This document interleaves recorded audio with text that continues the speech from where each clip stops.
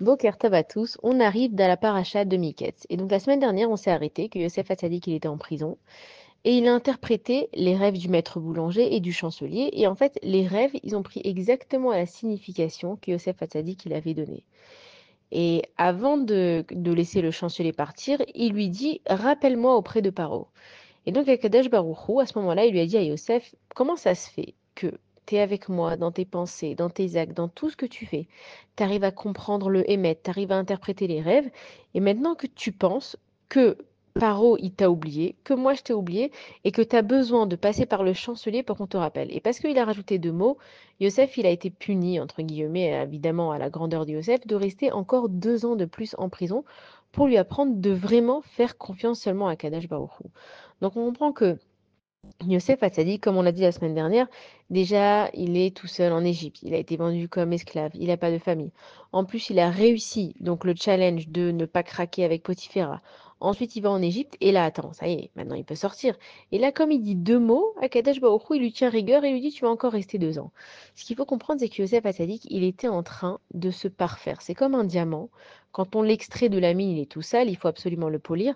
C'est que Yosef Hatzadik, il est en train de devenir un diamant. Et donc, Akadosh Baruch Hu, il veut qu'il ait aucun défaut.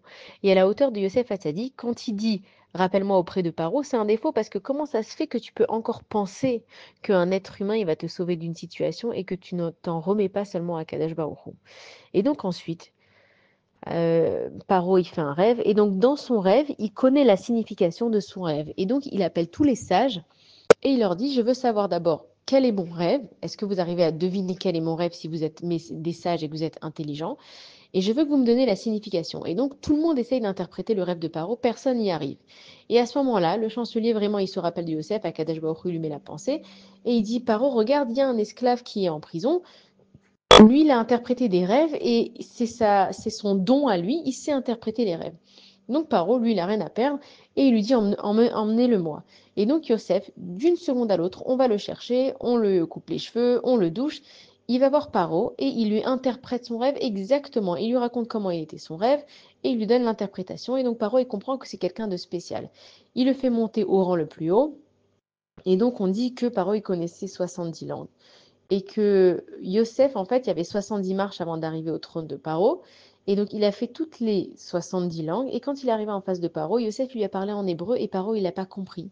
Et donc, Paro, il a dit à Yosef, écoute, c'est pas possible que tu connaisses une langue de plus que moi, parce que moi, je suis le dieu des Égyptiens, je connais tout. Si les Égyptiens, ils savent que tu sais une de plus que moi, ils vont te respecter plus que moi. Donc, viens, regarde, on fait un deal. Je te mets pas en prison, je te garde, je te donne la position la plus haute, t'es en dessous de moi, mais garde ce secret avec nous. Et donc Paro, il appelle Yosef Hatzadik, il lui donne un nom et il appelle Tsafnat Paaneach. Alors il y a une marloquette, il y a un dilemme, ils ne savent pas si c'est un nom égyptien, si c'est un nom hébreu. Et donc en fait, Tsafnat Paaneach, ça veut dire quoi? Ça veut dire celui qui sait décortiquer les choses.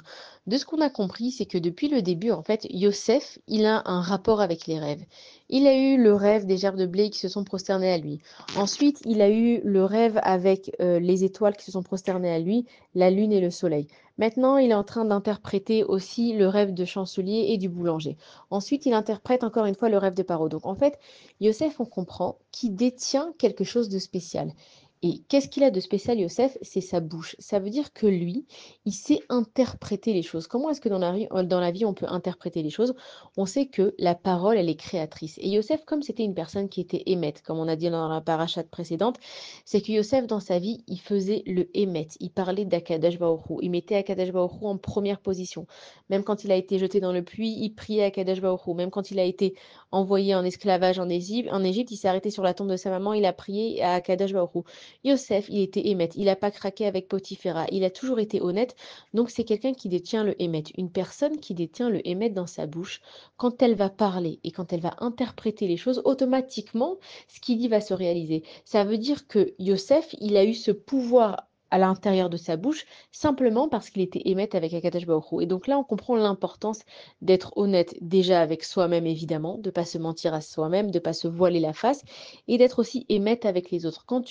Une chose, elle est juste pour tout le monde. Quand tu es avec Akadosh Baruch Hu, tu restes avec Akadosh Baruch Hu. Nous, on vit dans un monde, on n'arrive pas forcément à voir tous les événements et on pense toujours que c'est la faute de l'un et de l'autre. Si tu es émet, tu comprends qu'Akadosh Baruch Hu, il est émet aussi et que ce qui t'envoie, ça a à voir avec toi, donc c'est à toi de travailler dessus. Et donc, Yosef, il est élevé à un rang juste en dessous de Paro. C'est lui qui gère les richesses du pays. Et donc, on l'appelle Tafnat Paanear.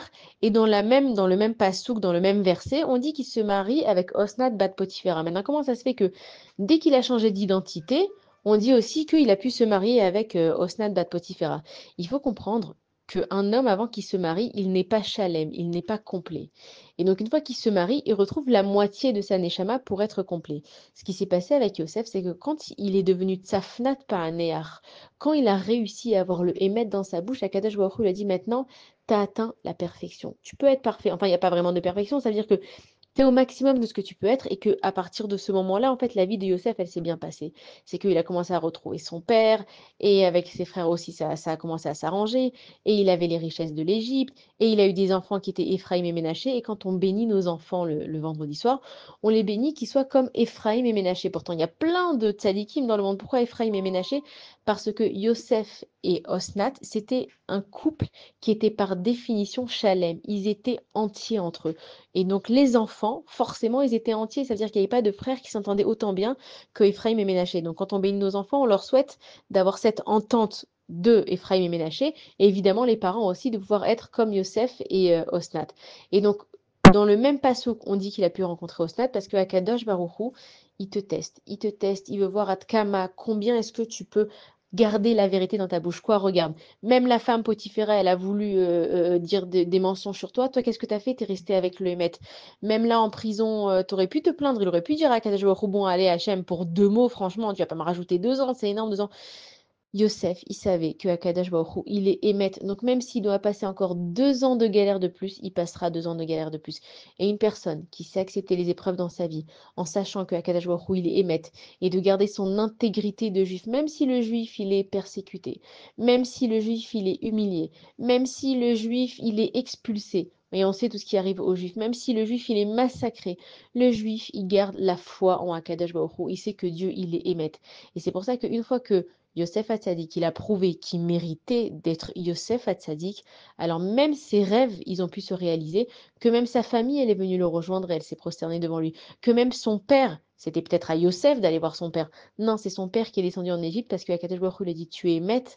Et quand une personne elle est émette, tout ce qu'elle dit se réalise. Et nous, on a tous envie dans la vie de tous les jours que chaque chose qu'on dise, elle prenne un effet. Donc il faut qu'on fasse attention. Si je veux que mes paroles, elles touchent les personnes, si je veux que les gens m'écoutent quand je parle, et nous, on a tous beaucoup de soucis, parce que en fait, on nous écoute pas quand on parle, on nous comprend pas quand on parle. C'est pour ça que les gens ils s'énervent les uns avec les autres. Si tu veux qu'on t'écoute, si tu veux qu'on te comprend, si tu veux que tes paroles, elles aient un effet sur la personne en face de toi, il faut s'inspirer de Yosef Hatzadik d'être émet. Et c'est pour ça qu'il s'appelle Tzafnat Paanear. C'est celui qui sait décortiquer les choses. Quand tu viens avec le émet, tu comprends ce qu'il y a derrière chaque personne, tu comprends derrière ce qu'il y a chaque situation, et tu arrives toujours à la même chose. Derrière chaque personne, derrière chaque situation, il y a Kadosh Baruch Hu qui dirige ce monde et qui dirige les événements envers chaque personne. Shabbat Shalom à tous, Chanukah Sameach et des bonnes nouvelles.